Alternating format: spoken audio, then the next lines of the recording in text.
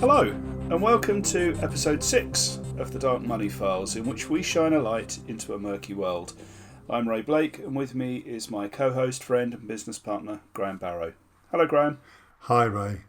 As promised in episode 5, we're going to finish off these specific Dankse Bank episodes with a review of the Brun and Hjele report, and see if we can dig under the words to find out what it's really telling us. Graham, you mentioned there were clues in the report which potentially tell us more than just what's written on the page. Is that right? I think it is, Ray, but I think before we dive into the details, should we just spend a few minutes to bring our audience up to date on exactly why the report was commissioned and what it can and can't tell us? Great idea. Shall I kick off? Yes, Ray, please do.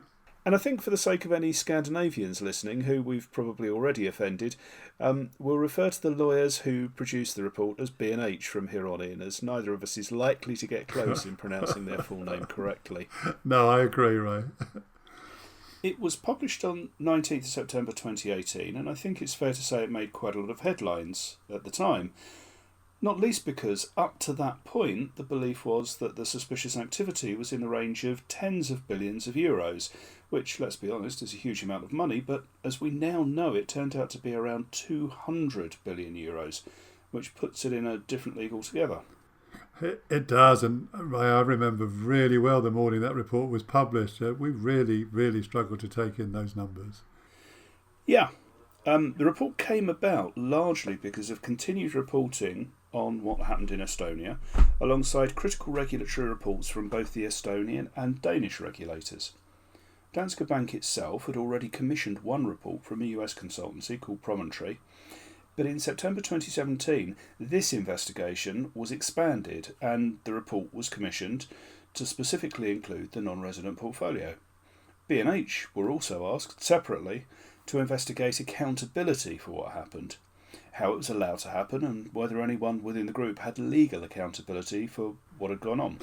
Okay, and that's a pretty significant terms of reference. Were there any constraints placed on what they were allowed to report? Yes, a couple of important ones. First, and quite rightly, they could not share specific information about customers and employees. Neither could they share details of suspicious activity reports filed with the Estonian Financial Intelligence Unit or elsewhere. It also references the fact that information over which Danske held legal privilege could not enter the public domain. Now that's an interesting statement. Do we know anything more than that? Well, anything else would be conjecture. We certainly know that there was a non-disclosure agreement between the whistleblower, Howard Wilkinson, and the bank. This suggests that this and possibly other information is subject to legal privilege and can't be divulged, but, that's conjecture.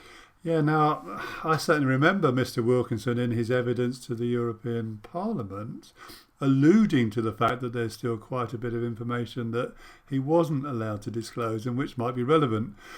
But unless or until that becomes public, we'll just have to accept that we don't know what it is. Agreed. So what are the timescales covered by the report, Ray? It covers the portfolio from its acquisition from Sampo, the Finnish bank, in late 2006 until the portfolio was fully shut down in early 2016. Okay, so that's a period of 10 years. I think it's important to keep that in mind. So this was no flash-in-the-pan money laundering operation designed to get in, launder as much as possible in as short a space of time as possible and then get out. This was, a well-organised long-term scheme. Oh yeah, not a smash and grab, this one. No. So, look, before we dive into the detail, and Ray, I think it's going to take us at least, 3 episodes to cover everything in sufficient detail without lapsing into technical gobbledygook. I think we ought to just map out the key takeaways identified in the report so our listeners have a framework within which to place the details when we get to them. Yeah, good idea. Do you want to kick that off? Well, why don't I? So we've already covered the history of Danske's acquisition of Sampo in episode 2, the launching of a laundromat, so I'm not going to go through that bit again, but the report does give a lot of information about how much of the total market for non-resident banking in Estonia was held in this one branch. And it explains how it grew over time and also what it represented in terms of all of the Baltic banks. And it was quite a chunk, wasn't it? Yes. I think we should also talk a bit about how many non-resident customers the bank had, both inside and outside the specific non-resident portfolio. And maybe we'll have a chat about why they were dealt with separately. We should talk about the products that were offered to the non-residents, along with some which clearly weren't, and the level of transactional activity within those accounts. That's already quite a lot. Yeah, and we're only scratching the surface of what's in the report, which is why I think it's going to need a few episodes to do it justice. Where do we go from there? Ray, I think there's a lot in the report about policies, procedures and systems, or maybe the lack of them, and we should definitely talk about those. If these podcasts are going to make any sort of contribution to future risk management, it's vital we look honestly and impartially at some of these failures to see just what went wrong and what we can learn from that. Well, I suspect of all the episodes we do about Dankse, that's the one which will prove most painful to some of those who work within the bank. No matter how hard we might try, it's very difficult to put any sort of positive spin on what happened. Not that we would try. Well, no. Although, as we both know only too well, it just happens to be the one which emerged, blinking into the cold light of a Scandinavian winter's day. But there are plenty more which have never been aired quite so publicly, but which are just as significant. Oh yes, there certainly are. And then we'll need to talk in detail about the overall flow and transactional activity, some of the red flags that were missed and the fallout from that, and then what ultimately happened that caused the termination of the portfolio and beyond. And is that all? I think so. Okay. Should we start then? Yes, let's. And it's probably worth saying at the outset that B&H themselves caveat their report with a couple of qualifiers. Oh? Well, I think you can make more of this than is possibly required, but there are legal definitions in Denmark as to what constitutes an objective and independent investigation, and technically B&H were unable to claim either within the full legal definition. So neither objective nor independent? Why was that? Because not unnaturally with a bank of the size and reach of Dankse, finding a law firm with the capability and resources to perform this investigation, but which met the legal definition of impartial, which, by the way, means not regularly advising the firm in question, is pretty difficult. That being said, while B&H had advised the firm previously, it had never done so at the board level. B&H quite rightly pointed out that it couldn't be assumed to be fully independent and impartial, but it was conducted according to the Code of Conduct for Danish law firms. And I think we ought to be reassured by that. So just like any big legal firm or consultancy firm that you might see in an advanced nation, it basically works for every firm you ever heard of at some level. And so it's very difficult to find someone who hasn't got any interest at all in the firm. I think that's absolutely right, yes. Okay, fine. So anything else? Well, yes. The report also mentions that the analysis of the customer data was conducted by a firm called Palantir. And moreover, it was ingested into Palantir's software, their words, not mine, to store, structure and enable the investigation to examine it. Okay. Right, ingested by Palantir. Right, why is that worthy of mention, Graham?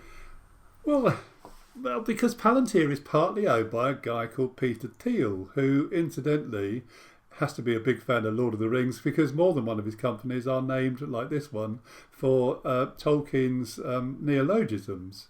Thiel is the guy who created PayPal and became very rich and a big supporter of the Republicans in the US. Okay, well, none of that's particularly controversial.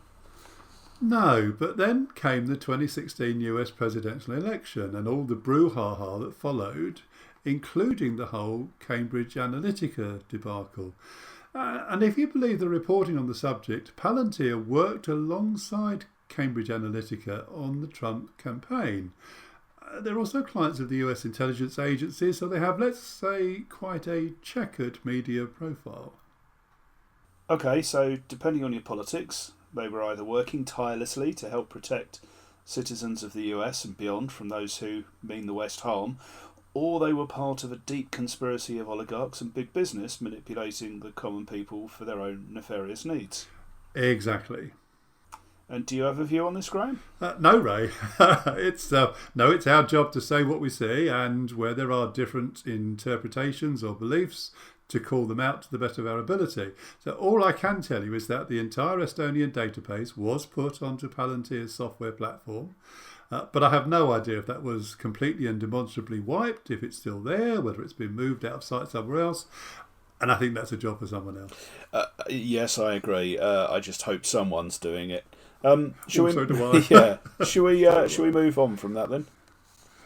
Oh, shall we? So shall we start by looking at the indicators which B&H used to assess whether a customer or a transaction should be deemed suspicious, given that all the numbers that have been quoted since are actually based on that definition?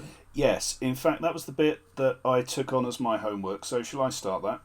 Oh, Ray, thank you so much. Away you go. Right. Number 1.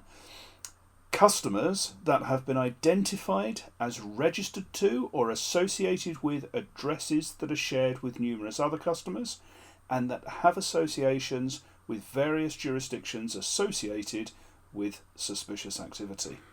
Well, we've spoken at length about the number of LLPs located at a very few different addresses, so I guess that's no surprise.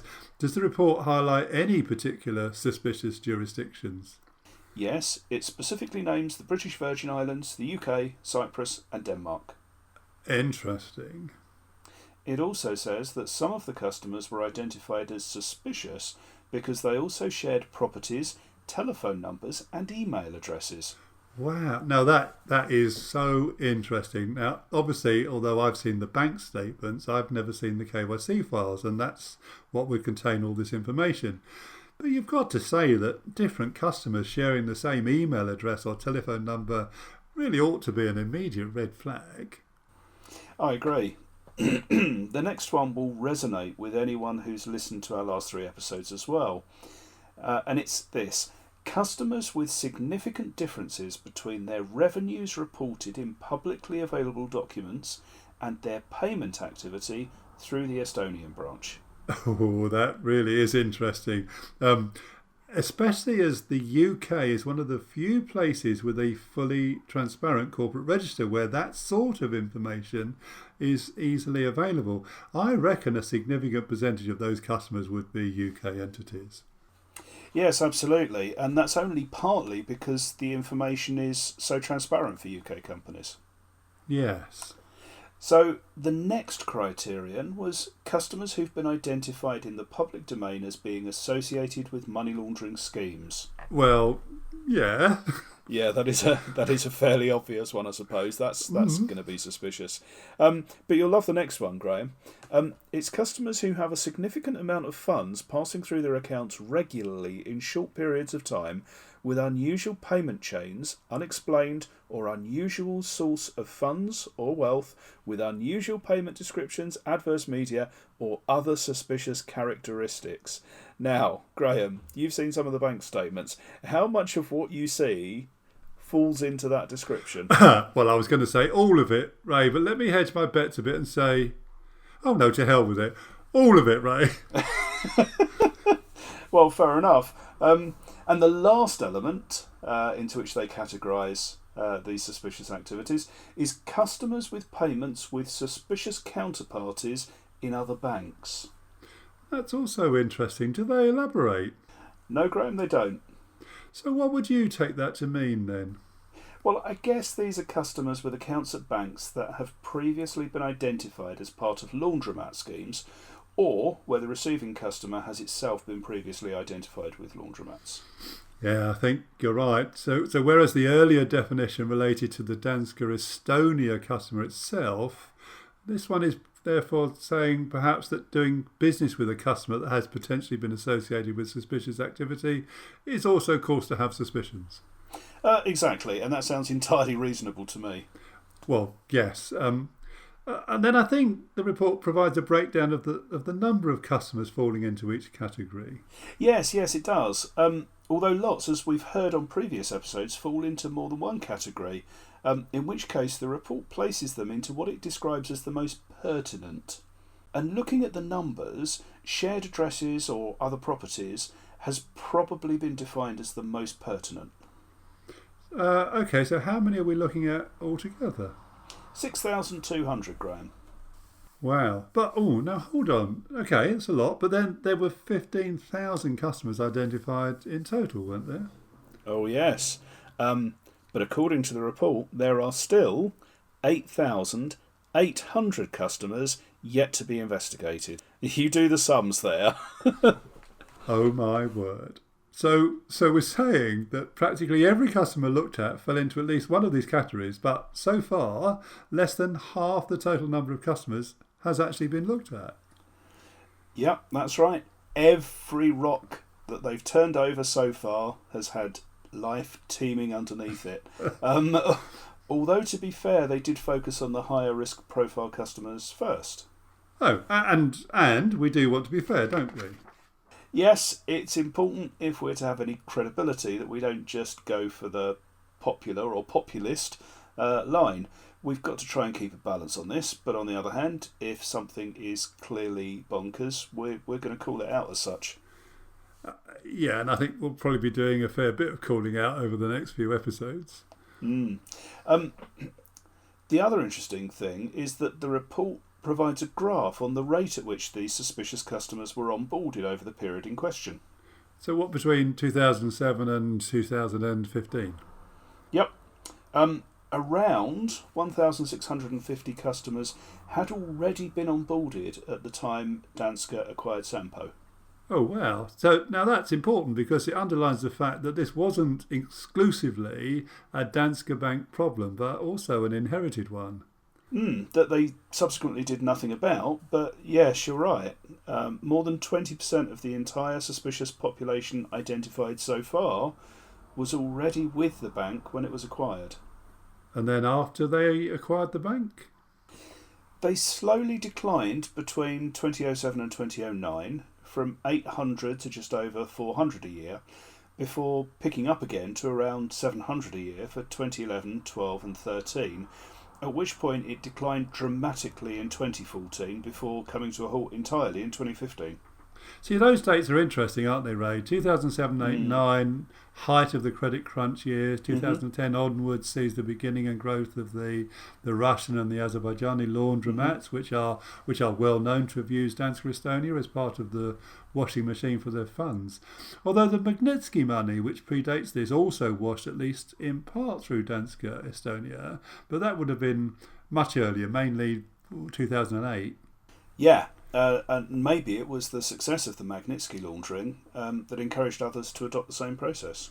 Well, that's entirely possible, Ray. It certainly wouldn't have discouraged them. In fact, the report goes on to talk specifically about all those elements. Oh, does it?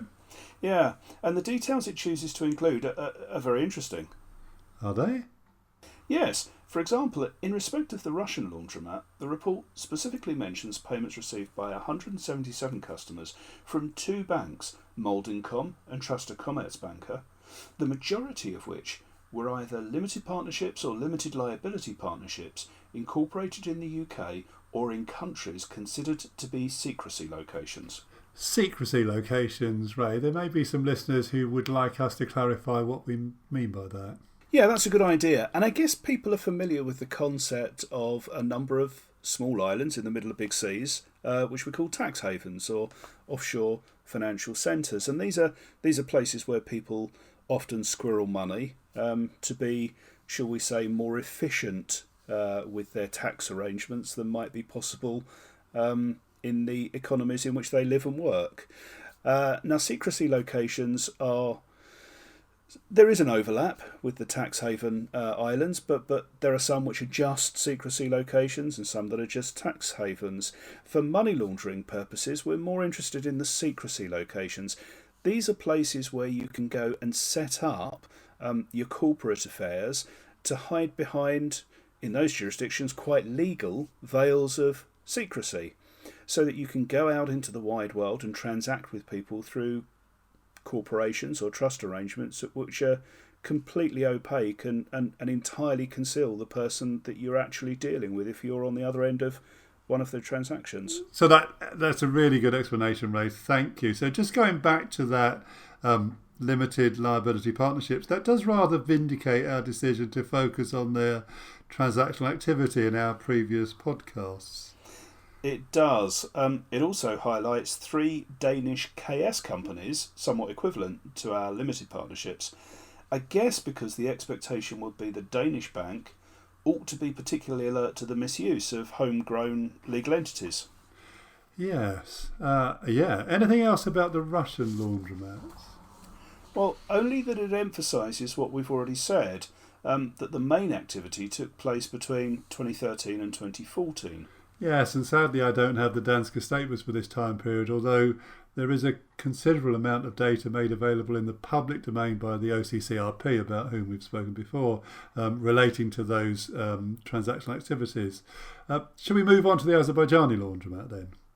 This time the report identified 75 customers in the Estonian branch who have transacted with known players in the Azerbaijani laundromat. It says that 2/3 of those 75 customers were either LPs or LLPs incorporated in the UK. It also says that the 75 customers were notable for the rapid movement of funds through their accounts. And again, although I haven't seen the Danske Azerbaijani laundromat statements, this is completely consistent with what we've spoken about previously. Yes, it is. And the final bit in relation to the Azerbaijani laundromat is the fact, according to the report, that 6 customers were responsible for the vast majority of these transactions, and all 6 were LPs or LLPs incorporated in the UK. The UK doesn't come out of this particularly well, does it? No, not really. The report also makes a passing mention of the Magnitsky affair by referencing Hermitage Capital Management, who were the victims of the tax fraud and whose boss, Bill Browder, has been the driving force behind trying to get criminal liability assigned to some of these players. And then there's the Danish companies. Yeah. Do you want to finish off this section with a quick explanation of those? Yeah, so the report identifies 53 Danish KS companies, 3 of which you've just mentioned in this episode, and which also had a passing reference in our last episode for those who've listened to it. Now, it turns out that these 53 KS companies all shared addresses. There were 7 in total, and the vast majority of them had the same directors. Now, 53 out of 15,000 customers is a tiny minority, so the fact the report mentioned them explicitly is a clear indication, at least to me, that they were inherently suspicious and should have been picked up on earlier. Yeah. So that's the suspicious customers. Shall we finish off this episode by talking about the suspicious people? Yeah, why don't we? As we're about to record, there is a story emerging of a second whistleblower claiming that a full service package was being offered to Russian clients of Dankse Bank, allegedly by people within the bank. And that included off-the-shelf offshore companies, an explanation of how to get around the transaction monitoring alerts, as well as waiving the required due diligence. So obviously people are going to become another central part of this story. And I mean, that's clearly potentially very big news, but as I understand it, there's no real evidence or corroboration of this story yet, is there? No, Ray, you're absolutely right. It's just anecdotal at the moment, and I think we should treat it with caution.